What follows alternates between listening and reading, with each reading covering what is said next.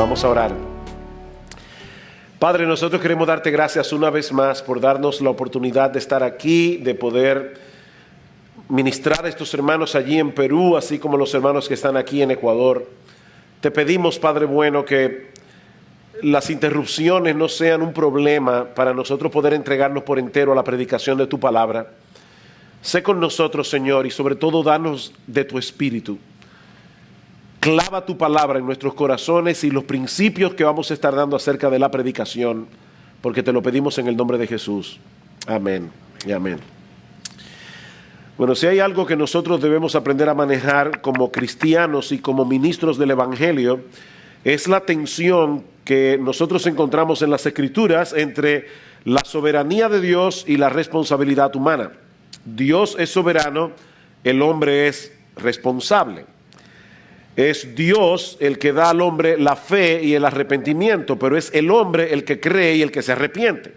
Así que la salvación le pertenece únicamente al Señor, pero Él usa medios para llevar a cabo sus decretos soberanos. Es por eso que en 2 Timoteo capítulo 2, versículo 10, Pablo dice que Él estaba dispuesto a soportarlo todo por amor a los escogidos para que ellos también obtengan la salvación que es en Cristo Jesús con gloria eterna. Alguien puede decirle, Pablo, yo no entiendo, si son escogidos por Dios, ellos se van a salvar como quiera, ¿por qué te afanas tanto?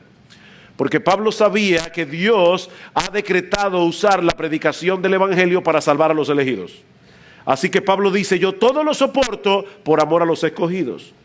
Por otra parte, Pablo también estaba consciente de que hay una dinámica misteriosa en el acto de predicar, entre la obra del Espíritu Santo por medio del predicador y por el otro lado, la labor del predicador o del maestro de escuela dominical o cualquier persona que tenga la tarea de enseñar, la tarea de presentar la palabra en una forma adecuada.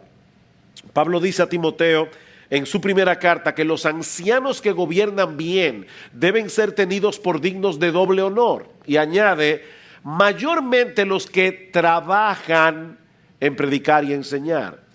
Recientemente me contaba una hermana que en el curso donde su hijo estudia, un niño de unos 5 años, la maestra preguntó, ¿qué ustedes quieren ser cuando sean grandes?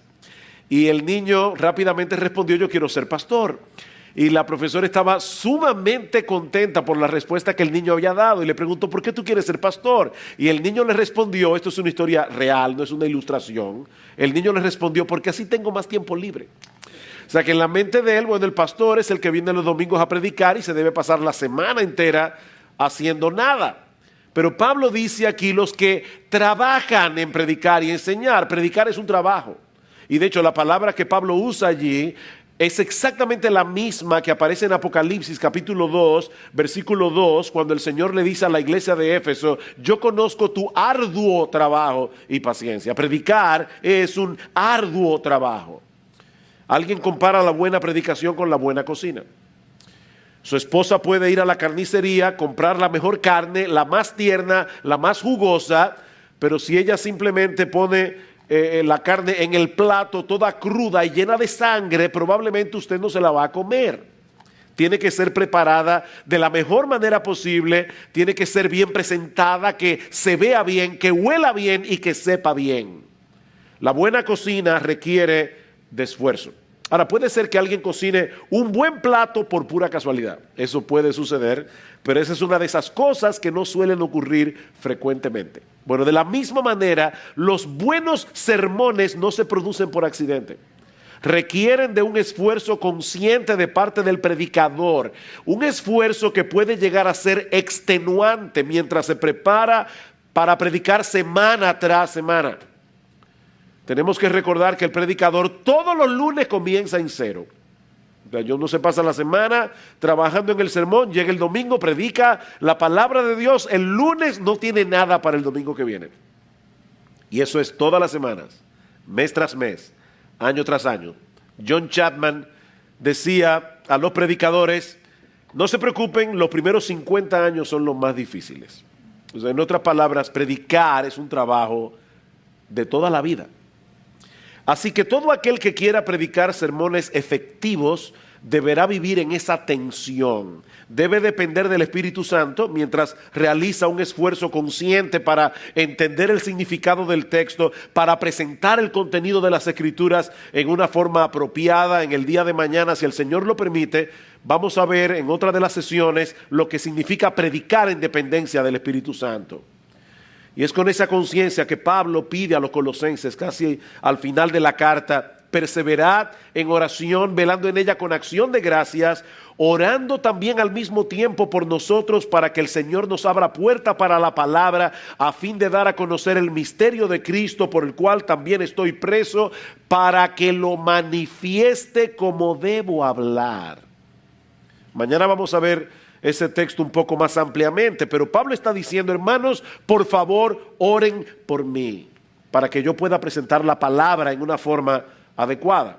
Bueno, a la luz de esa realidad, lo que vamos a hacer en este mensaje y en el próximo es detenernos a considerar cuáles son las características que hacen que un sermón sea realmente un sermón, y más aún, que sea un buen sermón. Un sermón usado por Dios para la salvación de las almas y para la edificación de los creyentes. Y lo primero y más evidente de todo es que un sermón es una fiel exposición de la palabra de Dios. ¿Qué es un sermón? Es una fiel exposición de la palabra de Dios. Nosotros vimos esta mañana cómo el apóstol Pablo presenta a los predicadores como embajadores del Dios Altísimo, y un embajador no presenta en la embajada a donde está su propio mensaje. Él está representando a su presidente, él está representando a su autoridad. Bueno, nosotros fuimos llamados por Dios a predicar fielmente el mensaje de nuestro Rey. Timoteo, predica la palabra. Yo te exhorto delante de Dios y del Señor Jesucristo, que juzgará a los vivos y a los muertos en su manifestación y en su reino, que prediques la palabra. No lo que Timoteo pensaba, no lo que los psicólogos piensan. Predica la palabra. Cuando un siervo de Dios viene delante de la congregación, debe estar seguro de que él ha entendido bien lo que el Espíritu Santo ha revelado en ese texto. Él debe estar seguro de que el mensaje que está entregando es la voluntad de Dios, tal como ha sido revelada en las Sagradas Escrituras. Acompáñenme en sus Biblias a 2 Corintios capítulo 4. 2 Corintios capítulo 4, versículos 1 y 2. Dice Pablo aquí: por lo cual, teniendo nosotros este ministerio según la misericordia que hemos recibido, no desmayamos. Antes bien, renunciamos a lo oculto y vergonzoso, no andando con astucia ni adulterando la palabra de Dios, sino por la manifestación de la verdad, recomendándonos a toda conciencia humana delante de Dios. Esa expresión que Pablo usa en el versículo 2 y que Reina Valera traduce como manifestación de la verdad, es mucho más impactante en el original. La idea que transmite es la de hacer que una cosa sea ampliamente conocida porque se ha revelado clara y detalladamente. Eso es lo que Pablo está diciendo. Yo quiero revelar lo que Dios me ha dicho, lo que Dios me ha revelado en una forma clara y detallada. Por eso Gary Miller dice muy acertadamente que la clave de la predicación es hacer obvio el mensaje del texto. Esa es la clave de la predicación. Es hacer obvio el mensaje del texto. Ayudar a las personas a verlo, a sentirlo, a entenderlo, dice Miller. Y más adelante añade: estoy plenamente convencido de que el tipo de predicación que cambia las vidas de las personas, la predicación que cambia los corazones de la gente, es la predicación que le permite al texto hablar por sí mismo. En palabras más sencillas, lo que este autor está tratando de decir es que el mensaje del texto debe ser el mensaje del sermón. El mensaje del texto debe ser el mensaje del sermón. El gran predicador del siglo XIX, Charles Simeon, lo dice de esta manera: me empeño en extraer de las Escrituras lo que realmente está allí y no introducir lo que yo pienso que puede estar allí. Y de hecho, hermanos, seguramente a cualquier predicador aquí le ha pasado eso. pero muchas veces yo vengo a la Escritura con una idea preconcebida de lo que un texto significa, y a través del estudio de la semana me doy cuenta que estaba equivocado. Y si eso sucede el sábado, entonces predico otra cosa. Porque yo no puedo pararme en el púlpito y con una limpia conciencia decir, así dice el Señor. Sigue diciendo Simeón, tengo un gran celo en esta cabeza, nunca hablar ni más ni menos que lo que yo creo es la mente del Espíritu en el pasaje que estoy predicando. Es por eso que la teología bíblica es tan importante. Últimamente he estado hablando en algunas conferencias acerca de la predicación y veo que hay iglesias que han puesto mucho énfasis en la teología sistemática, pero no tanto en la teología bíblica. Y es la teología bíblica la que nos permite ver las conexiones de las Escrituras, cómo se conecta cada pasaje de la palabra de Dios con el todo de la palabra de Dios, porque la Biblia no es un conjunto de historias, es una gran historia. Es la historia de la redención que va desde el principio del Génesis hasta el final de Apocalipsis. El texto que yo voy a predicar debe estar conectado de alguna manera con esa gran historia. De lo contrario, lo que vamos a hacer en el púlpito es tomar ejemplos de las Escrituras para moralizar a nuestro auditorio, no predicar el Evangelio. Eso no quiere decir, obviamente, que en cada sermón tenemos que narrar toda la historia de la redención.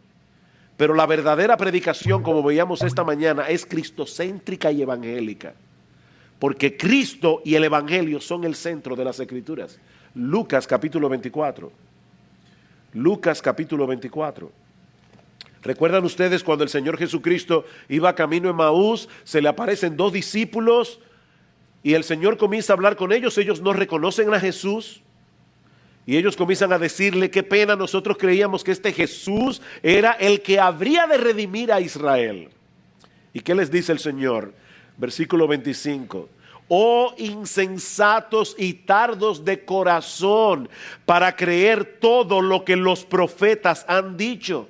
¿No era necesario que el Cristo padeciera estas cosas y que entrara en su gloria? Y comenzando desde Moisés y siguiendo por todos los profetas, les declaraba en todas las Escrituras lo que de él decían.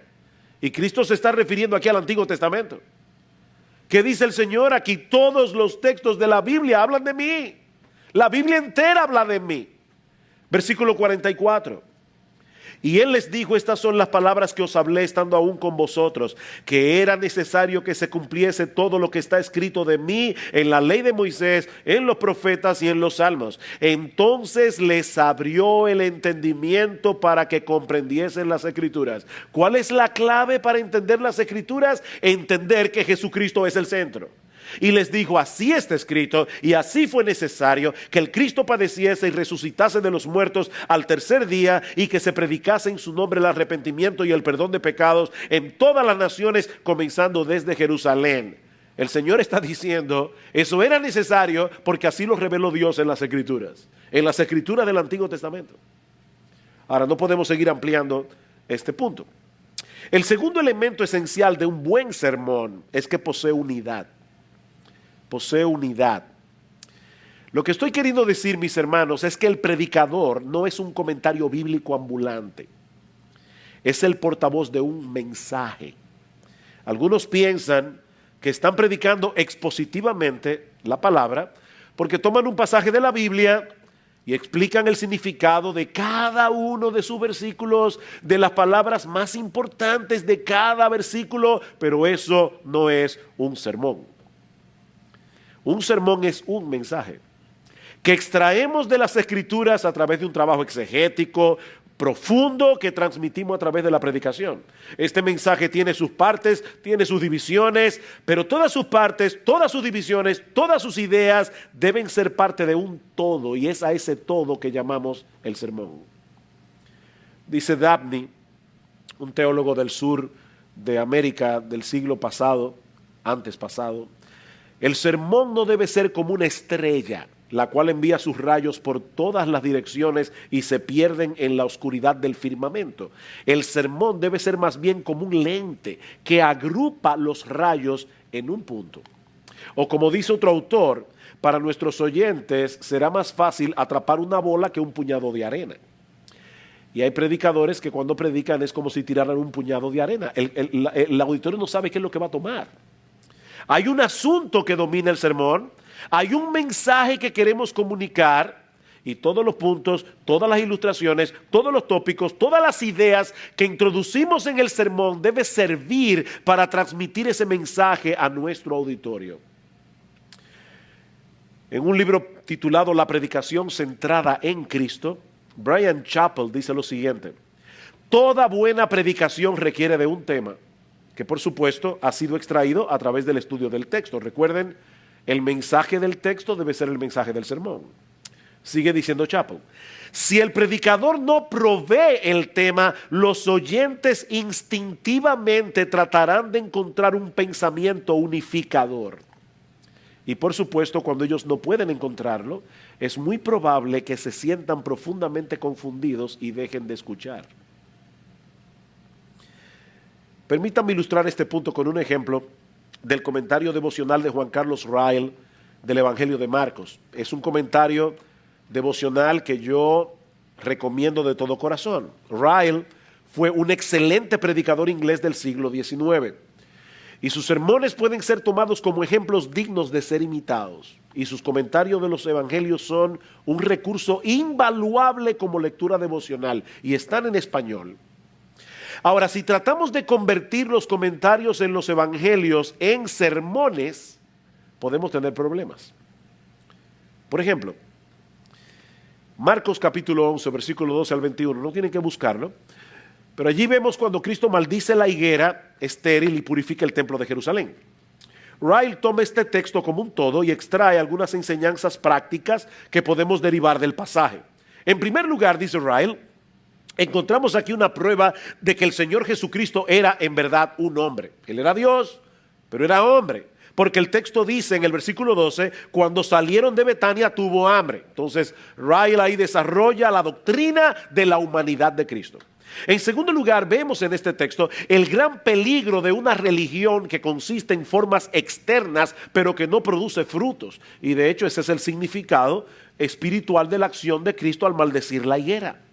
Al igual que esta higuera, muchos están llenos de hoja, parecen frondosos, parecen verdes, pero no tienen ningún fruto. Y finalmente aprendemos de este pasaje, dice Ryle, con qué reverencia debemos venir al culto público. Cuando Cristo llega a Jerusalén, se aira al ver el templo de Dios convertido en un mercado. Ahora noten, todo esto lo encontramos en ese pasaje. Y resulta muy beneficioso cuando en nuestras devociones privadas meditamos en esas grandes verdades del texto bíblico. Pero tomar estas enseñanzas prácticas y convertirlas en los 3 puntos de un sermón no funciona. Porque eso no sería un sermón, serían 3 ideas muy buenas, muy bíblicas, pero no un sermón. De hecho, de cada una de esas aplicaciones, nosotros podemos hacer una serie de sermones. Pero comenzar un sermón hablando de la humanidad de Cristo, para luego pasar a explicar el peligro que corren aquellos que descansan en una religión que no produce frutos, y luego hablar de la reverencia que debemos de tener en el culto público, hará que la gente se pregunte a dónde me quiere llevar este hombre. Si el propósito del sermón es informar el entendimiento para mover la voluntad y los afectos, debemos tener un mensaje que transmitir y un propósito claro y definido en nuestras mentes. De lo contrario, vamos a estar dando vueltas de aquí para allá y al final de cuentas no llegaremos a ningún sitio. Siempre se ha dicho que el que sale hacia ningún sitio, no importa qué tan rápido camine y qué tan seguro vaya, al final llegará a ningún sitio. Dice en Eclesiastés capítulo 12, versículo 11, las palabras de los sabios son como aguijones, y como clavos hincados son las palabras del maestro de las congregaciones dadas por un pastor. Es mejor clavar profundamente cada clavo en una serie de sermones que dejar muchos clavos en la superficie en un solo sermón. Mejor clava uno en este, la semana que viene clava otro, y la semana que viene clava otro. Algunos pastores, sobre todo cuando somos jóvenes y estamos comenzando a predicar, se sienten compelidos a tratar en su predicación todas las doctrinas que se relacionan con el pasaje que están estudiando. Y de ese modo quebrantan la unidad del sermón y lo debilitan. Aparte de que eso tiende a producir sermones kilométricos. Mis amados hermanos, si por alguna razón está la historia de Eutico en la Biblia, es para recordarnos que los sermones largos son peligrosos. Otros se van por todas las avenidas que se le van abriendo a medida que avanza en su sermón. De modo que en un solo mensaje hablan larga y detalladamente del diezmo, de la importancia de criar a los hijos en el temor del Señor y finalmente de la necesidad de asistir a todos los cultos de la iglesia. Un siervo de Dios dijo en cierta ocasión: un sermón que intenta decir mucho acerca de todo, al final de cuentas no dice nada. Debemos evitar las digresiones innecesarias al predicar, porque restan la efectividad del sermón. Y cuando un sermón carece de unidad, es posible, estoy usando las palabras con cuidado, es posible que algunas frases sueltas surtan efecto en la mente de algunos, pero el sermón como tal no será eficaz. Otra vez cito a Robert Dabney, dice: un sermón al que le falta unidad solo puede hacer bien por accidente. Un sermón al que le falta unidad solo puede hacer bien por accidente. Así que lo primero que tenemos que hacer antes de subirnos al púlpito a predicar es extraer del pasaje bíblico la gran idea de pensamiento que el pasaje contiene. Y mis hermanos, hasta que no lleguemos allí, no tenemos nada con qué trabajar. Y yo digo eso porque yo soy predicador. Yo tengo que estar todas las semanas en el púlpito de nuestra iglesia, por lo menos 36 veces al año tengo que estar en el púlpito de IBCJ, es el acuerdo que yo tengo con mis pastores.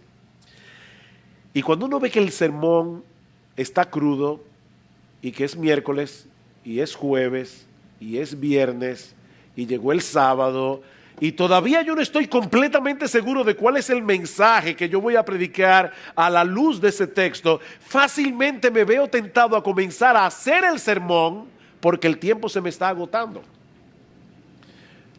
Winston Churchill dijo una vez de uno de sus colegas. Winston Churchill era famoso por su cinismo. Dice: él es el tipo de orador que antes de levantarse de su asiento no tienes ni idea de lo que va a decir. Y cuando está hablando no sabe lo que está diciendo. Y cuando finalmente se sienta, tú no sabes qué es lo que ha dicho. Bueno, si tú no quieres que se diga eso de ti, nunca empieces a trabajar en el sermón hasta que la gran idea unificadora del texto esté tan clara en tu mente como la luz del mediodía. Llegar a ese punto requiere de un arduo trabajo, es lento, pero si no resistimos la tentación de comenzar a escribir el sermón antes de entender cuál es el mensaje del pasaje, no tendremos nada que decir acerca de él. Bryan Chapell sugiere este simple ejercicio que él ha llamado la prueba de las 3 de la mañana, y para mí ha sido muy útil. De hecho, en estos días conversaba con un joven que iba a predicar por primera vez en nuestra iglesia. Es un joven que se está preparando para el ministerio, y yo le dije: bien, la prueba de las 3 de la mañana. Él ya sabía porque ya le había hablado de esto. Imagínate que tu esposa se levanta a las 3 de la mañana del domingo, y entre despierta y durmiendo te pregunta: mi amor, ¿de qué que tú vas a predicar hoy? Si tú no puedes darle una respuesta corta, clara y directa, que tu esposa medio dormida entienda, es probable que tu sermón esté a medio cocinar. Imagínate que el esposo le responde algo como esto a la esposa que se acaba de levantar: bueno, la idea de mi mensaje es la siguiente. Cuando la nación de Israel fue enviada al exilio por causa de su pecado, su esperanza mesiánica comenzó a desvanecerse debido a que las pruebas del plan, el propósito y las intenciones del Dios soberano con respecto a su pueblo escogido quedaron oscurecidas en medio de las circunstancias opresivas del exilio babilónico, hasta que fueron liberados durante el dominio de los medo-persas y tuvieron acceso a revelaciones subsecuentes en el desarrollo de la historia de la redención. Seguramente tu esposa te va a preguntar: ¿que vas a predicar de qué? Ahora, ¿qué tal si tu respuesta fuera esta? Mi mensaje es el siguiente: Dios permanece fiel a su pueblo infiel. Todo lo que yo dije ahorita era eso. Se resume en eso. Dios permanece fiel a su pueblo infiel. Cuando nosotros podemos enunciar el pensamiento de nuestro pasaje de una forma clara, directa, entonces y solo entonces podremos presentar con claridad el foco, la organización y la aplicación del pasaje. Alguien dijo una vez que el asunto más importante para una buena predicación consiste en mantener el asunto más importante como el asunto más importante. El asunto más importante de una buena predicación es mantener el asunto más importante como el asunto más importante. Solo así podremos mantener la unidad del mensaje de principio a fin. Hemos visto entonces que un buen sermón expone el mensaje de la palabra de Dios. En segundo lugar, que un buen sermón posee unidad. En tercer lugar, un buen sermón se distingue porque posee orden. Un buen sermón se distingue porque posee orden. Mis hermanos, nuestro Dios es un Dios de orden. Y Él nos hizo de tal manera que captamos mejor las cosas cuando son presentadas en una forma ordenada, en una forma secuencial, cuando un pensamiento me lleva al otro y al otro y al otro, en una forma lógica. Alguien ha dicho muy sabiamente que el predicador es como un arquitecto. Él ha reunido los materiales que necesitaba a través del estudio diligente, a través de hacer la exégesis del texto bíblico, pero ahora él tiene que tomar todos estos materiales y construir con ellos una estructura que se adapte al fin que él desea obtener. Traer delante de la congregación un montón de pensamientos desordenados, por más buenos que sean, no le hará mucho bien al auditorio. Alguien dijo muy sabiamente que el efecto que produce una turba no es el mismo que produce un ejército, aunque tenga la misma cantidad de personas. El ejército siempre será más eficaz que una turba. Es por eso que debemos dividir nuestros sermones en encabezados que sean fácilmente recordados, arreglar nuestras ideas y argumentos de tal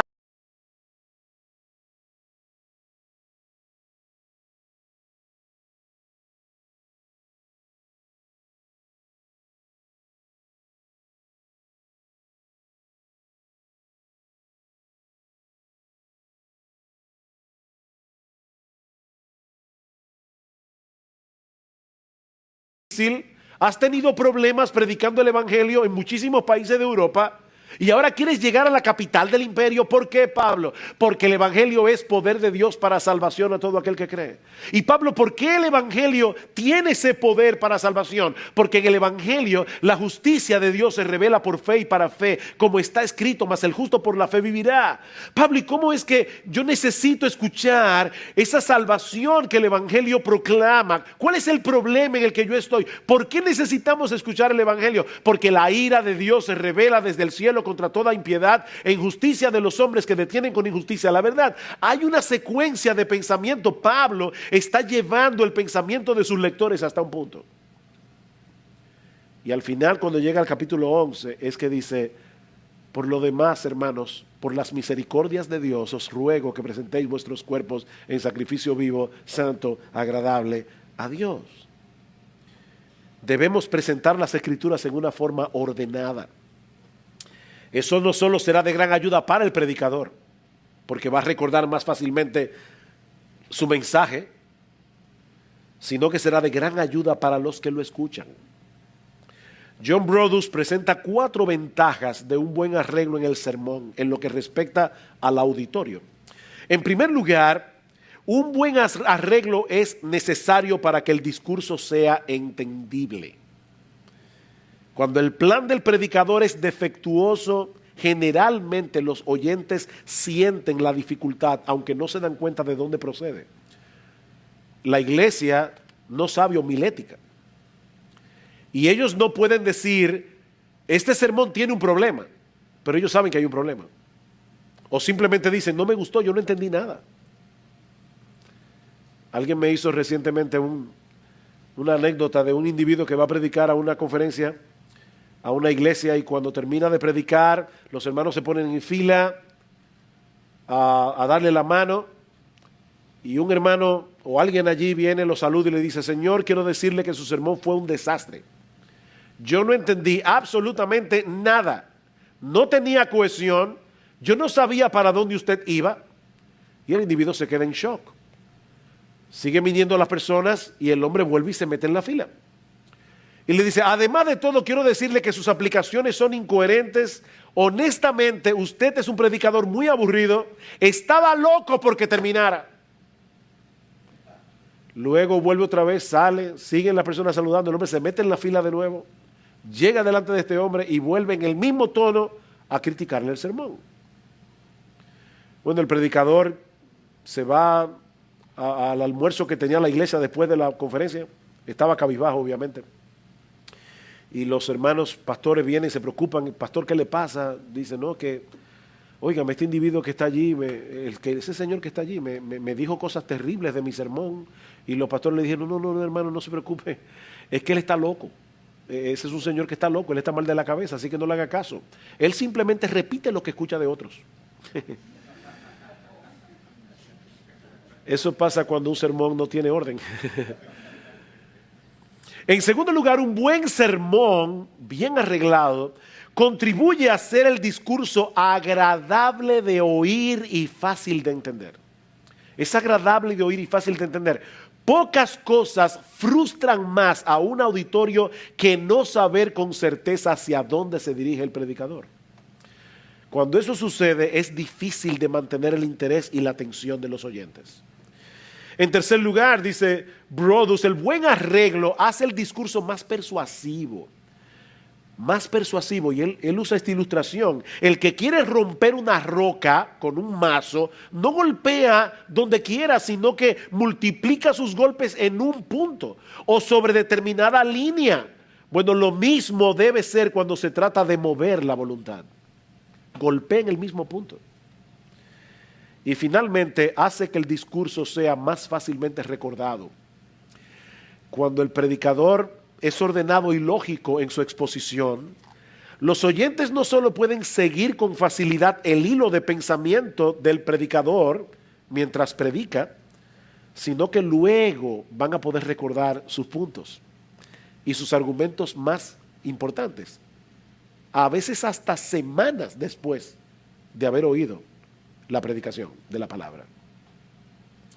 No recuerdo dónde leí que una buena prueba que todo predicador debe hacerse antes de predicar es ver si él puede recordar de memoria por lo menos los puntos principales del sermón. Porque si él no puede recordarlos después de haber estado una semana entera trabajando con el mensaje, ¿cómo quiere que la congregación los recuerde después? Bien, mis hermanos, no podemos seguir ampliando este asunto. El tiempo se ha ido. En la próxima hora veremos dos características más de un buen sermón. Solo quisiera añadir una cosa más antes de concluir, porque yo soy predicador y yo sé el impacto que tiene ir a una conferencia donde se habla de predicación. No todos los predicadores tendrán la misma capacidad exegética. No todos los predicadores tendrán la misma capacidad expositiva. No todos los predicadores han sido llamados a tener un ministerio como el de Spurgeon o el de Whitefield. Pero todo hombre fiel que haya sido llamado y capacitado por Dios para la obra del ministerio podrá hacerle bien a las almas que Él ha puesto bajo su cuidado.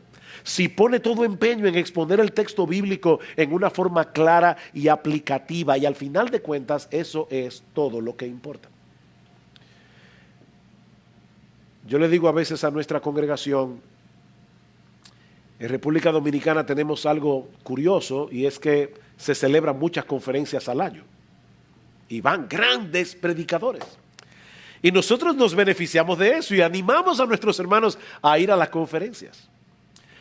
Pero le decimos a nuestros creyentes, hermanos, vayan a la conferencia, beneficiense de la conferencia, pero no olviden que un cristiano no vive de conferencias. Lo que alimenta al cristiano es lo que oye en el púlpito de su iglesia, predicado tal vez por un pastor que no es famoso, que nadie lo conoce, pero que predica fielmente la palabra de Dios. Ese es el hombre que le hace bien a tu alma. Yo le doy gracias al Señor por los grandes predicadores que Él ha levantado en nuestra generación. Muchas gracias. Y por el internet, porque podemos beneficiarnos de esos predicadores. Pero Dios está haciendo su obra en el mundo a través de hombres ordinarios, muchos de los cuales permanecerán en el anonimato hasta que regrese el príncipe de los pastores. Y probablemente habrá muchas sorpresas ese día. Porque es posible que algunos predicadores desconocidos sean llamados primero. Recuerden estas palabras de nuestro Señor Jesucristo, con la que ahora concluyo. ¿Quién es pues el siervo fiel y prudente, al cual puso su Señor sobre su casa para que les dé el alimento a tiempo?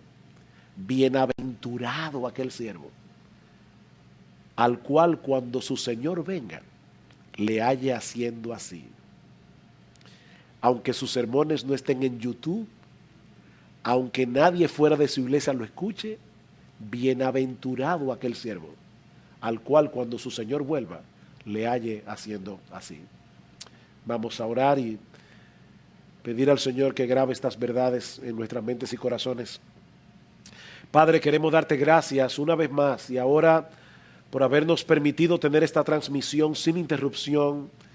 Mira a nuestros hermanos allí en Perú, te pedimos que tú les bendigas, que tú les ayudes a seguir haciendo tu obra, lo mismo que aquí en Ecuador.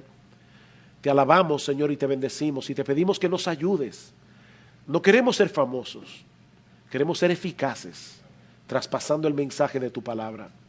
Ayúdanos a ser fieles, Señor, a ser fieles a ti por encima de todas las cosas.